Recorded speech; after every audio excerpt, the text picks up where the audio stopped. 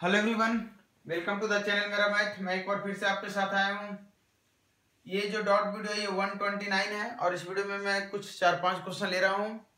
देखिए क्वेश्चन जो है अच्छा सा क्वेश्चन है। सबसे पहले पहला क्वेश्चन थोड़ा सा पढ़ने में कंफ्यूजन लगेगा। देखिए आप टाइम एंड वर्क का क्वेश्चन है।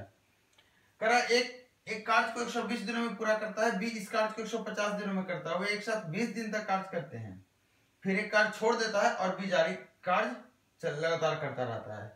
12 दिन बाद सी उसके साथ जुड़ता है और कार्य 48 दिन अधिक में पूरा हो जाता है। सी को कार्य अकेले करने में कितना दिन, सी इस कार्य को अकेले कितने दिनों में पूरा कर सकता है।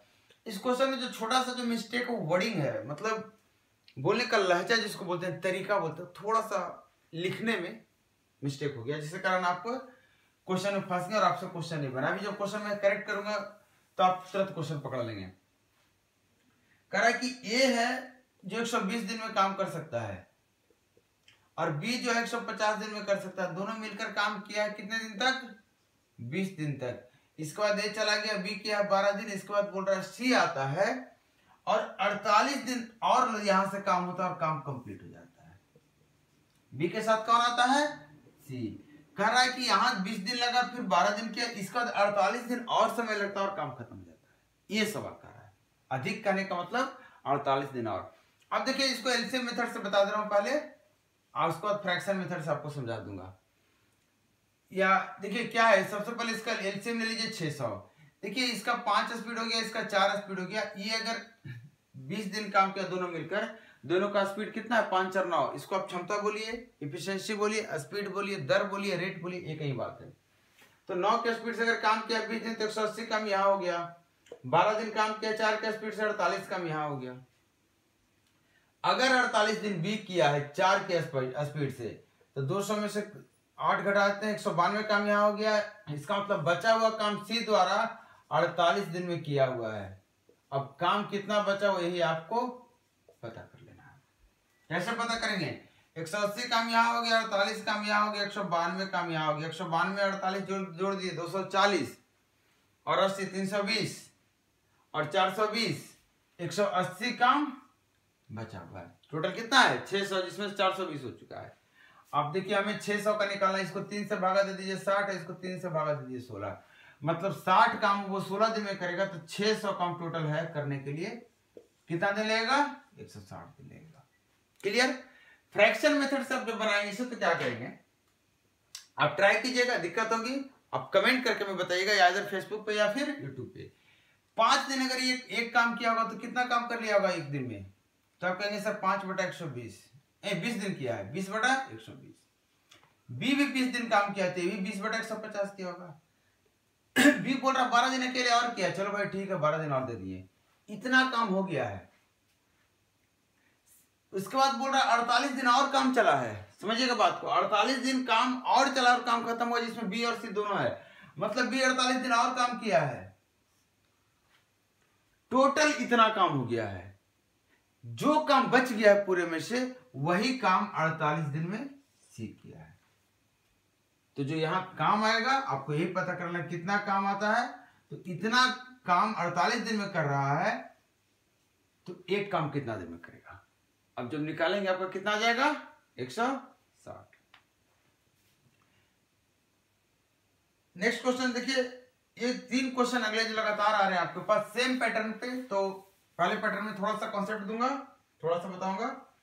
करा कि देखिए पहले तो सबसे बड़ी बात, आपकी आंखें अभी दिमाग खराब हो रही होगी, मतलब कहने का इन द सेंस की, सॉरी ऐसे नहीं बोलना चाहिए, आपकी आंखें पे थोड़ी सी तकलीफ हो रही होगी। क्वेश्चन बहुत मुश्किल है पढ़ना, मैं पढ़ दे रहा हूं मुश्किल से। If x varies as y directly proportional and x and z inversely proportional and x बराबर दिस। ये जो कहने का मतलब, ये जो समझ में आ रहा है मुझे, कह रहा जो x है ये y के साथ डायरेक्टली वेरी करता है और z के साथ इनवर्सली। कहने का मतलब x बढ़ाएंगे तो y बढ़ेगा और x बढ़ाएंगे तो z घटेगा। तो जब भी इस तरह की बात हो तो आपको ऐसे लिखना है कि x बराबर जो डायरेक्टली है इसको ऊपर लिखेंगे, जो डायरेक्टली वेरी करता है, और जो इनवर्सली वेरी करता है उसको नीचे लिखेंगे और बीच में अपने मन से k लगा देंगे और बराबर कर देंगे।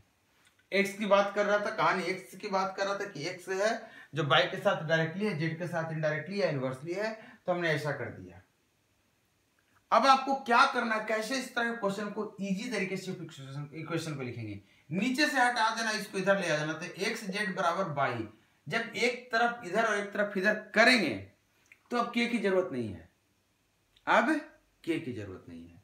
अब क्या करना है आपको, x1 z1 बटा बराबर y1 बटा x2 z2 बराबर y2, ये आपका इक्वेशन हो गया। आप चाहें तो ये भी कर सकते हैं। क्लियर। अब क्यों ऐसा होता क्या कि x आप ये जो है ये कांस्टेंट है, क्या है, कांस्टेंट है, ये फिक्स वैल्यू है, बदलने वाला नहीं है।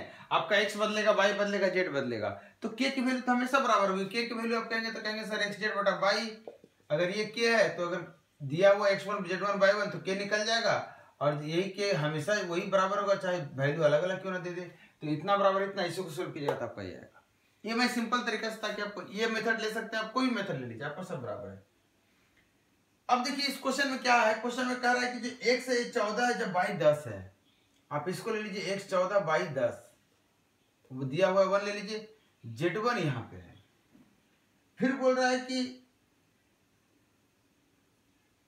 जब x 49 होगा y 45 होगा तो z क्या होगा, x 49 होगा y 45 होगा तो z क्या होगा।